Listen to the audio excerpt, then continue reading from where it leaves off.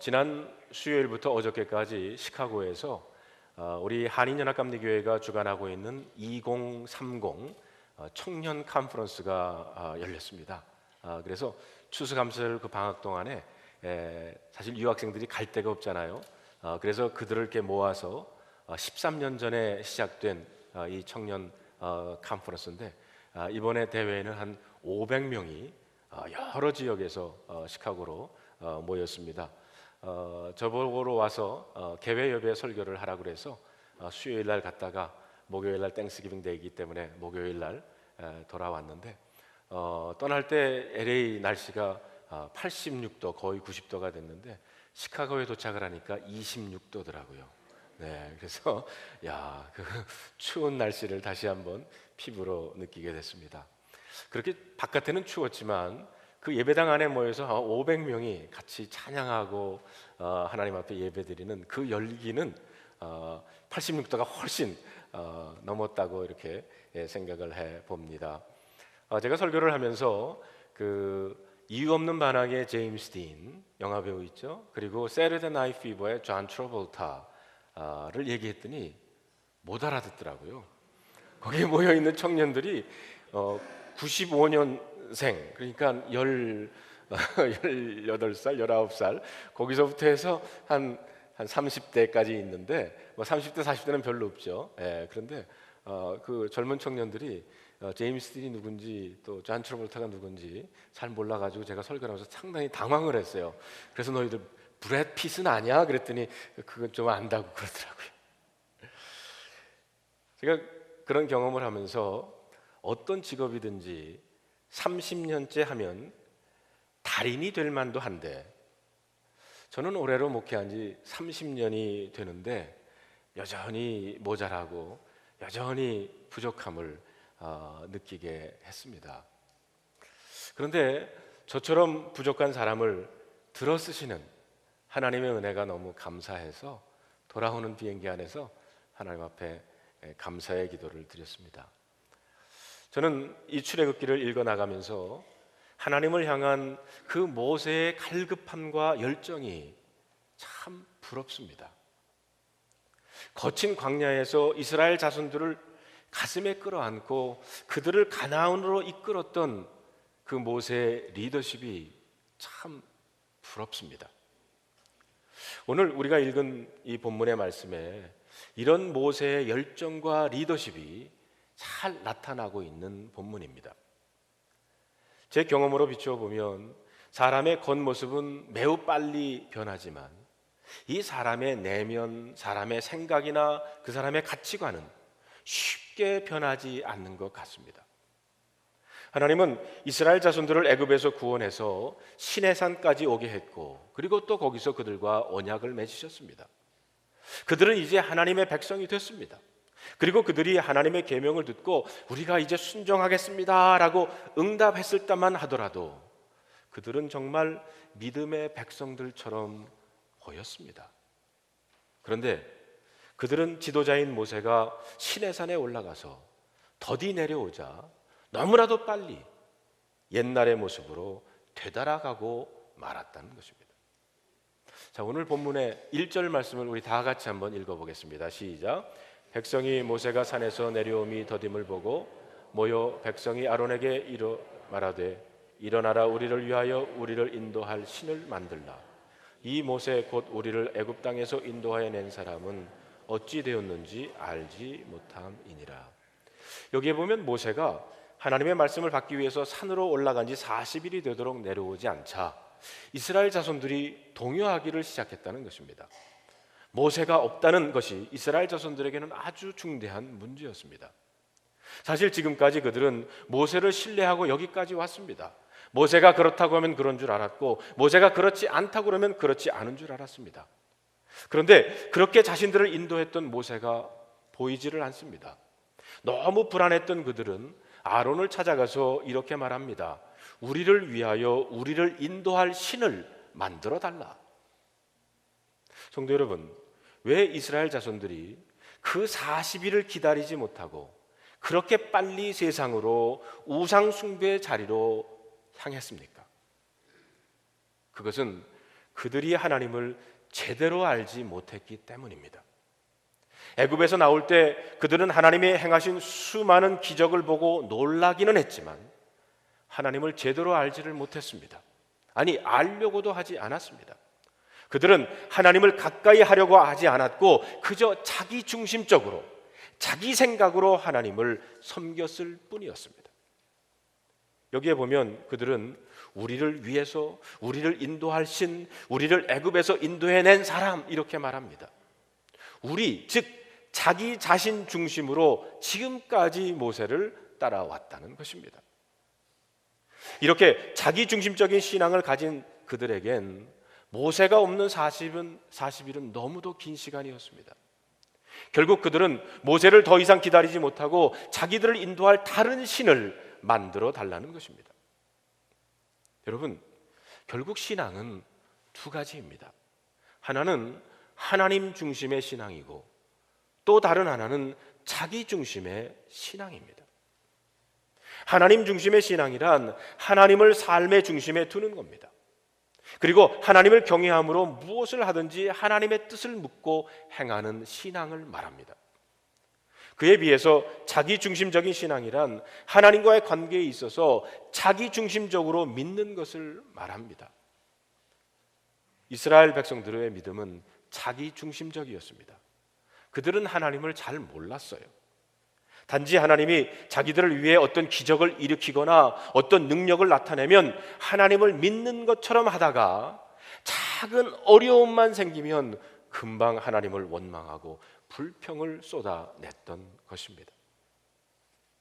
그러다가 모세가 40일 동안 보이지 않자 그들은 결국 하나님 앞에 머물러 있을 생각하지 않고 자신들을 위해서 다른 신을 찾았습니다.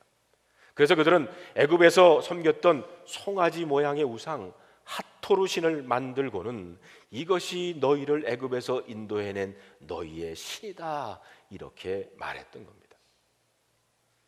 이렇게 자기중심적인 신앙은 그래서 늘 불안합니다. 언제든지 하나님을 떠나서 세상으로 향할 수 있는 위험성이 있다는 것입니다.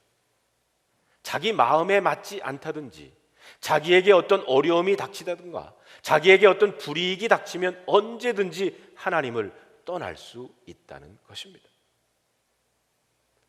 어느 교회 집사님 한 분이, 우리 교회 말고요, 그렇게 열심히 교회를 다녔는데 어느 날부터인가 슬슬 교회를 빠지기를 시작합니다. 걱정이 돼가지고 구역장님이 그 집을 찾아갔는데도 만날 수가 없었고 목사님이 전화를 했는데도 받지를 않습니다. 나중에 알고 보니까 그 집사님이 절에 다닌다는 거예요. 왜 절을 가게 되었는지 알아봤더니 열심히 교회 다녔지만 아들의 문제가 해결되지 않았다는 겁니다. 그래서 절에 가면 해결될 수 있을까 해서 절에 다니게 되었다는 거예요. 여러분, 이게 자기 중심적인 신앙입니다. 그러면 절에 가서 문제가 해결됐을까요? 아닙니다. 그래서 나중에 다시 교회 나오고 싶다고 말하는데 그러면서 그런데 미안해서 어떻게 할까요? 주저주저 했다는 거예요. 자기 중심적인 신앙생활이란 자기 문제가 해결될 수 있다면 무당을 데려다가 구슬해도 좋고 다른 종교를 가져도 좋다는 것입니다. 무슨 말입니까? 결국 하나님을 모른다는 거예요. 그런데 여기에서 우리가 이해할 수 없는 것이 하나가 있습니다. 그것이 바로 이 모세의 형인 아론의 태도입니다. 패역한 이스라엘 자손이 아론을 찾아와서 우리에게 신을 만들어 달라고 했을 때 아론이 그들의 요구대로 송아지 우상을 만들었다는 겁니다.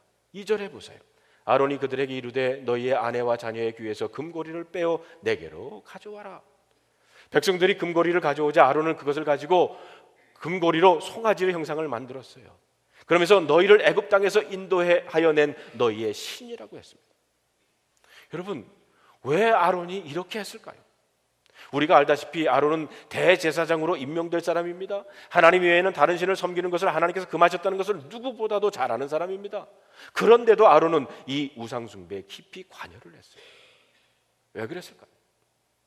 성경에는 그 이유가 분명하게 나타나 있지는 않아요. 그러나 우리가 추측할 수 있는 것은 아론 역시 모세를 초조하게 기다렸다는 겁니다. 아마 이스라엘 자손들은 여러 차례 아론을 찾아왔을 겁니다. 왜 모세가 내려오질 않습니까? 우리에게 다른 신을 만들어 달라고 요구했을는지도 모릅니다. 그러면 아론이 조금만 더 기다려 봅시다, 조금만 더 기다려 봅시다, 이렇게 했을 거예요. 그러다가 40일이 다 되었는데 모세가 내려오지 않자, 이때 아론이 선택한 길은 두 가지 중에 하나였습니다.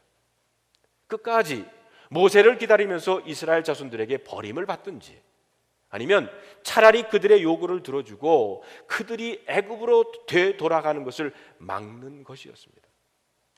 그는 두 번째 합리적인 것을 선택을 했습니다. 아마 대부분의 여러분과 저도 그 자리에 있었다면 아론과 같이 합리적으로 선택을 했을 겁니다.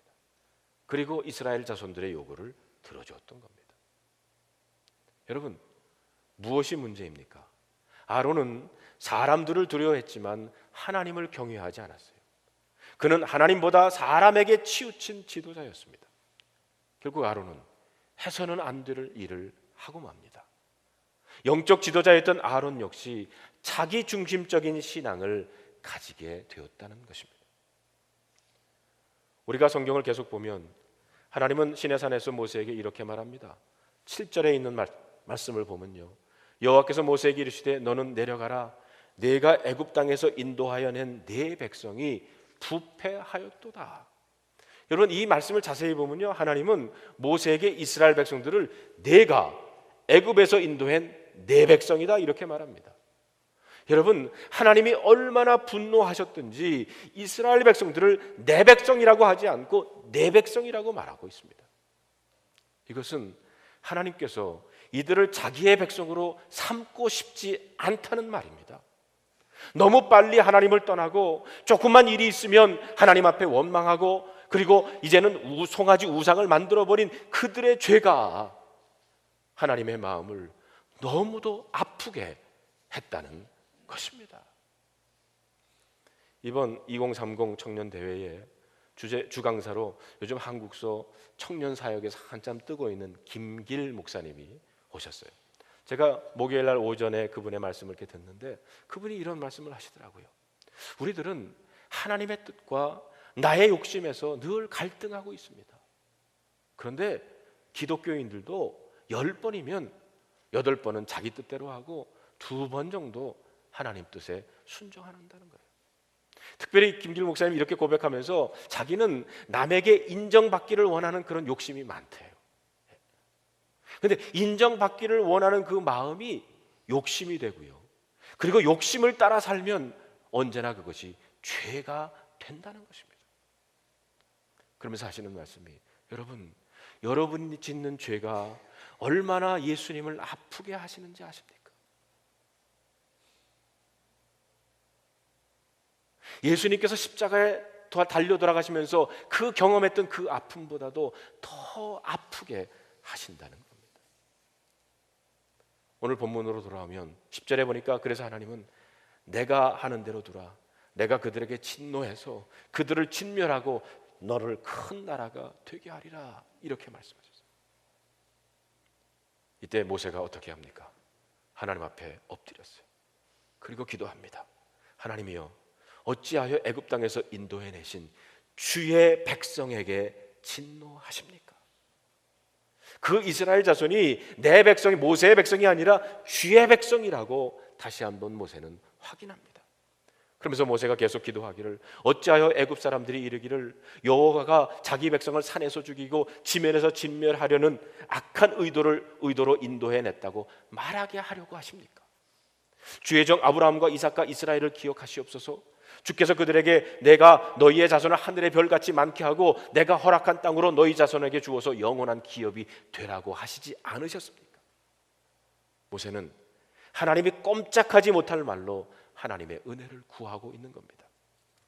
하나님은 변덕스러운 분이 아니세요. 하나님은 신실한 분이시기 때문에 아브라함과 이삭과 야곱에게 한 약속을 어길 수가 없다는 것이었습니다. 이렇게 하나님 앞에 간절히 기도하고 난 다음에 모세가 산 아래로 내려옵니다. 모세가 진 가까이 와 보니까 이스라엘 백성들이 금송아지 우상을 만들어 놓고 그 앞에서 노래하고 춤추고 야단이 난 거예요. 모세는 화가 나서 견딜 수가 없었습니다. 결국 그의 손에 하나님이 친히 만들어 주신 십계명으로 기록된 그 두 개의 돌판을 던지고 말았어요. 그러자 그 돌판이 깨지고 맙니다. 여러분, 왜 모세가 그 두 돌판을 깨뜨렸겠습니까? 물론 화가 나서 그랬을 겁니다. 그런데 제 생각에는 아마 모세는 범죄한 이스라엘을 보고는 깊은 절망감을 느꼈던 것 같습니다. 어쩌면 이런 이스라엘 자손들에겐 더 이상 이 언약의 두 돌판이 필요 없다고 생각했을는지도 모릅니다. 모세가 산 아래에 내려와 보니 하나님이 이 백성을 진멸하겠다고 하는 것이 결코 지나친 것이 아니었구나 하는 것을 깨닫게 됐어요. 그렇게 하나님이 은혜를 베풀었지만 그들은 조금 더 변한 것이 없었습니다. 입으로는 하나님의 말씀대로 순종하겠다고 했지만 모세가 보이지 않다고 금방 세상으로 우상숭배로 되돌아간 사람들이에요. 그래서 모세는 십계명을 기록한 두 돌판을 그들이 보는 앞에서 깨트려 버리고 말았다는 겁니다. 그리고는 모세는요, 그 부패한 현장에서 마치 전쟁을 치르듯이 죄와 싸우기를 시작합니다. 우선 그는 금송아지를 가져다가 불살라 부시고는 그것을 가루로 만들어서 물에 부어서 이스라엘 자손들로 하여금 마시게 했습니다. 율법에 의하면 죄를 물에 타서 먹게 하는 것은 그 사람이 참으로 의로운지를 알아보는 것이었어요. 만약 죄를 지었다면 그 물이 저주의 물이 돼서 몸이 썩게 됩니다. 모세는 그들이 섬겼던 금송아지 우상이 오히려 그들에게 저주거리가 되었다는 것을 보여준 거예요. 그리고는 자기 형 아론을 불렀어요. 그리고 그 아론을 책망합니다. 이 백성이 당신에게 어떻게 하였기에 당신이 그들로 하여금 이렇게 큰 죄를 범하게 합니까? 당신이 그들로 방제하게 하여 원수에게 조롱거리가 되게 했습니다. 모세는 지도자 한 사람이 바로 서지 못하면 전체 공동체가 무너질 수 있다는 사실을 깨닫게 된 거예요. 그렇기 때문에 믿음의 지도자가 중요합니다. 지도자의 믿음이 흔들리면 백성이 방자해지고 원수 마귀의 조롱거리가 될 수 있다는 것입니다. 그리고 난 다음에 모세는 진문에 섰습니다. 그리고 이렇게 외칩니다. 누구든지 여호와 편에 있는 자는 내게로 나와라. 그러자 레위 지파 사람들이 나왔어요. 모세는 그들에게 칼을 주어주고 진 이문에서 저문까지 왕래를 하면서 우상 숭배에 빠진 사람들을 치게 했고 그날 3,000명이 죽었다라고 본문에 기록되고 있습니다. 성도 여러분, 이 시대를 살아가는 우리들에게도 이렇게 죄에 대해 분노하는 마음이 필요합니다. 우리는 죄를 미워해야 합니다. 그래서 성경은 악은 모양이라도 버리라고 그랬어요. 그러나 물론 죄인은 용서해야 합니다. 하나님도 죄인들이 회개하고 돌아오기를 원하셨어요. 그러나 죄 자체를 하나님은 용납하신 적이 없습니다. 모세는 하나님의 질투심으로 이스라엘 중에 우상숭배의 죄를 제해 버린 거예요. 이렇게 하고 난 다음에 모세는 다시 시내산으로 올라갑니다. 무엇하러 올라갔습니까? 이스라엘 백성 대신해서 죄를 회개하기 위해서 올라갔어요. 자, 30절에 있는 말씀을 우리 다 같이 한번 읽어보겠습니다. 시작. 이튿날 모세가 백성에게 이르되 너희가 큰 죄를 범하였도다. 내가 이제 여호와께로 올라가노니 혹 너희를 위하여 속죄가 될까 하노라 하고, 모세는 이스라엘을 대신해서 회개하기 위해서 여호와 하나님 앞에 다시 나아가서 그 앞에 엎드렸어요. 그리고 범죄한 이스라엘 백성들을 위해서 눈물을 흘리면서 중보의 기도를 드렸습니다. 여러분, 중보기도란 말 그대로 내가 아닌 다른 사람을 위해서 기도하는 것이 중보기도입니다. 이 중보기도란 무엇 사이에 서다라는 의미를 가지고 있어요. 모세는 하나님과 범죄한 이스라엘 백성 사이에 서서 이스라엘의 죄를 사해달라고 중보하고 있는 것입니다. 성경에 보면 이 중보기도에 대한 기록이 여러 군데 나옵니다. 왜냐하면 거룩하신 하나님은요, 죄를 짓고 무너져버린 곳에 분노를 쏟을 수밖에 없지만 그 심판을 원하지 않기 때문에 중보자들이 일어나기를 하나님은 원하셨던 거예요. 예를 들어서 아브라함이 중보기도를 하지 않습니까? 하나님께서 소돔과 고모라를 멸하실 계획을 가지고 아브라함을 찾아갔을 때 아브라함은 하나님께 소돔과 고모라를 위해서 기도했어요. 하나님, 그 성에 의인 50명이 있다고 그러면, 아니 40명이 있다고 그러면, 30명, 10명만 있어도 이 성을 멸하시겠습니까? 이렇게 하나님 앞에 간절히 기도했습니다. 아브라함은 그 소돔성에 살고 있던 자기 조카 롯과 그 가족들을 가슴에 품은 거예요. 중요한 것은 하나님은 아브라함의 중보 기도를 귀하게 여겼다는 겁니다. 그래서 소돔과 고모라가 멸할 때 하나님은 아브라함을 생각해서 롯의 가족을 구원해 주셨습니다. 그래서 창세기 19장 29절에 이렇게 기록되고 있습니다. 하나님이 그 지역의 성을 멸하실 때, 곧 롯이 거주하는 성을 엎으실 때에 하나님이 아브라함을 생각하사, 하나님이 아브라함을 생각하사 롯을 그 엎으시는 중에서 보내셨다는 겁니다.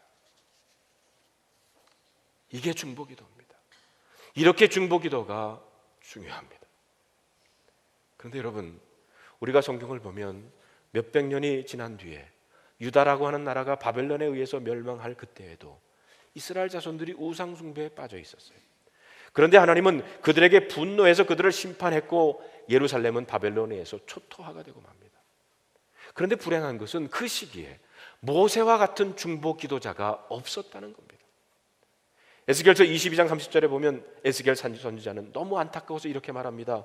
이 땅을 위하여 성을 쌓으며 성 무너진 데를 막아서서 나로 하여금 멸하지 못하게 할 사람을 내가 그 가운데서 찾다가 찾지 못하였으므로. 사실 모세 시대나 에스겔 시대는 동일한 우상 숭배의 죄를 범했어요. 그런데 모세 때에는 하나님의 진노로 이스라엘을 멸하지 않았고요, 에스겔 시대에는 하나님의 심판이 유대 땅에 임하게 됐다는 겁니다. 무엇 때문에 이렇게 서로가 달랐습니까? 그것은 중보 기도자가 있고 없음의 차이라는 겁니다. 모세 시대에는 모세가 하나님 앞에 나가서 중보 기도를 했지만 유다가 바벨론 멸망 당시에 이스라엘을 가슴에 품고 기도하는 사람이 없었다는 겁니다. 하나님은 그들을 심판하시기 전에 중보하는 자를 찾고 찾았지만 결국 발견하지를 못했다는 거예요. 이렇게 중보 기도가 얼마나 중요한지 모릅니다. 여러분, 혹시 여러분들은 하나님이 땅을 고치는 원칙이 무엇인지 아십니까? 역대하 7장 14절에 이런 말이 나옵니다. 다 같이 읽어봅시다. 내 이름으로 일컫는 내 백성이 그들의 악한 길을 떠나 스스로 낮추고 기도하여 내 얼굴을 찾으면 내가 하늘에서 듣고 그들의 죄를 사하고 그들의 땅을 고칠지니라. 여기에 분명히 말합니다. 땅이 병들었다는 거예요. 가뭄과 재난이 올 수도 있다는 겁니다. 나라가 위기일 수도 있다는 겁니다. 그리고 이 땅에 살고 있는 우리들의 삶도 병들 수 있습니다. 여러분의 건강의 위기가 올 수도 있고, 가정의 위기가 올 수도 있고, 그리고 관계의 위기가 올 수도 있고, 여러분의 사업의 위기가 올 수도 있습니다. 그때에 내 이름으로 일컫는 내 백성이 죄를 회개하고 기도하여 내 얼굴을 찾으라고 하십니다. 그러면 내가 그 땅을 고쳐주겠다고 하셨어요. 아멘입니까? 여러분, 하나님의 백성들이 회개하며 기도하는 것이 이렇게 중요하다는 거예요. 요즘같이 어려운 시기에 저는 우리 한인교회가, 그리고 우리 드림교회가 이렇게 기도해야 될 줄로 믿습니다. 오늘 본문에 보면 모세가 그렇게 하나님 앞에 서서 기도를 합니다. 31절과 31절을 봅시다. 모세가 여호와께로 다시 나아가서 여쭤 슬프도소이다. 이 백성이 자기들을 위하여 금신을 만들어 싸우니 큰 죄를 범했습니다. 그러나 이제 그들의 죄를 사해 주시옵소서.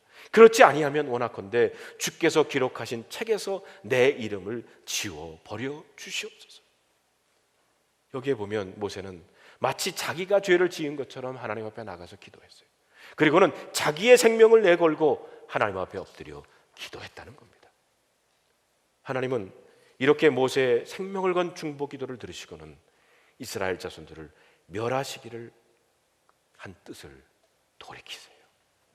말하자면 모세의 중보 기도가 이스라엘을 살린 겁니다. 저는 모세의 이 기도에서 예수 그리스도의 십자가를 봅니다. 여러분, 우리가 알다시피 예수님의 십자가 사건은 바로 온 세상 사람들의 죄를 대신해서 지고 하나님 앞에 충보했던 사건이 바로 십자가입니다. 하나님과 범죄한 인간 사이에 서서 하나님의 진노를 대신 다 감당하신 것이 바로 예수님의 십자가 사건이었습니다.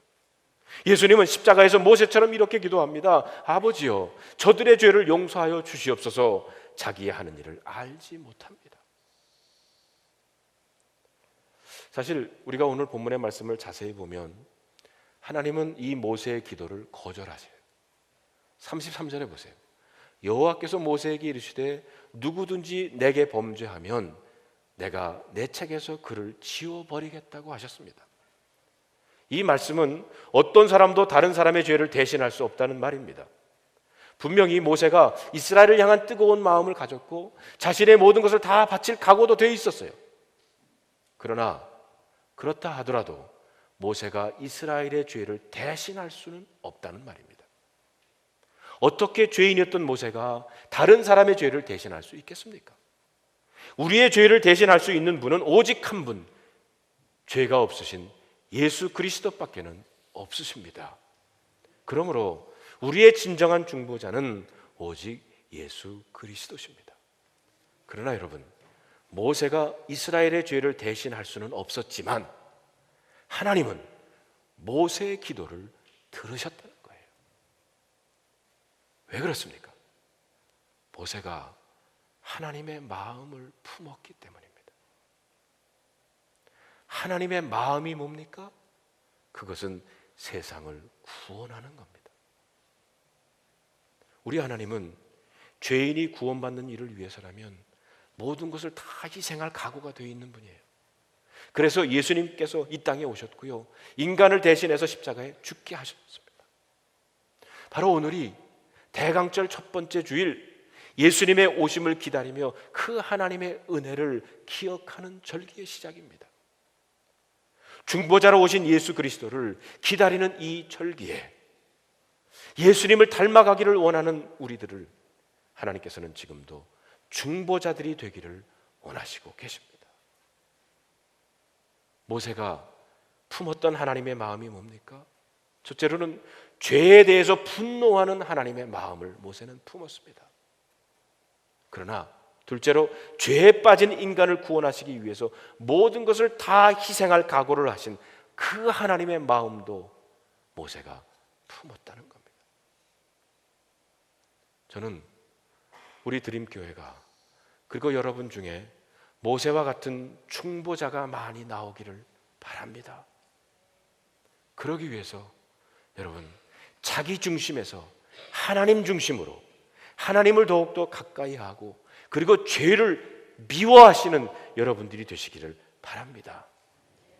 그리고 하나님의 마음을 품고 교회와 나라와 민족을 위해 기도하는 여러분들이 되시기를 주님의 이름으로 축원합니다.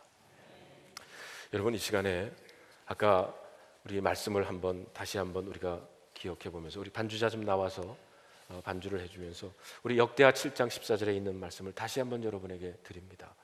내 이름을 일컫는 내 백성이, 하나님의 이름을 부르는 내 백성이 그들의 악한 길에서 떠나 스스로 낮추고 기도하여, 우리가 죄에서 떠나 내가 겸손히 하나님 앞에 낮출 때, 그리고 하나님의 얼굴을 찾으면 내가, 하나님 말씀하십니다, 하늘에서 듣고 여러분의 기도를 하나님께서 들으신다는 거예요. 그리고 여러분의 죄를 사해 주시고, 그리고 그들의 땅을 고칠 것이라. 여러분의 마음을, 여러분의 몸을 고쳐 주신다고 그랬어요. 이 시간 우리들이 함께 이 말씀을 가지고요, 우리 함께 주님 앞에 기도로 나오기를 원합니다.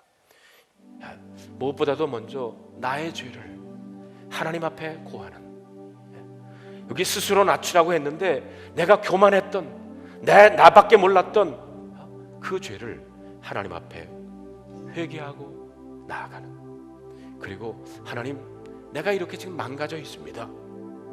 내 건강이 망가졌고요, 내 관계가 망가졌고요, 내 가정이 망가졌고요, 그리고 내 사업이 어렵습니다. 그런데 이것을 하나님께서 듣기 위해서는 나의 죄를 먼저 하나님 앞에 고백해야 된다는 거예요. 이 시간 우리가 하나님 앞에 중보자로서, 물론 여러분을 위해서 기도하시지만 여러분 옆에 있는 사람, 여러분 아는 샘터원들, 또 이 교회를 위해서 중보하면서 그들의 죄가 나의 죄처럼, 모세처럼, 하나님 내 이름이 하나님의 생명책에서 지워져도 난 상관없습니다, 그들을 용서해 주시옵소서. 이렇게 하나님 앞에 중보자로 나아가는 그런 시간이 되기를 원합니다. 이 시간에 우리 주여 한번 외치고, 그리고 하나님 앞에 통성으로 기도하겠습니다. 주여!